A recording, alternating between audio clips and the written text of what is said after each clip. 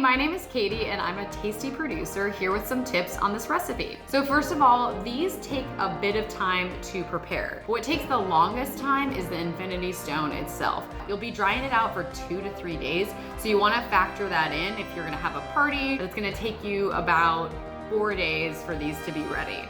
But I'm telling you, they are worth it. They look so cool.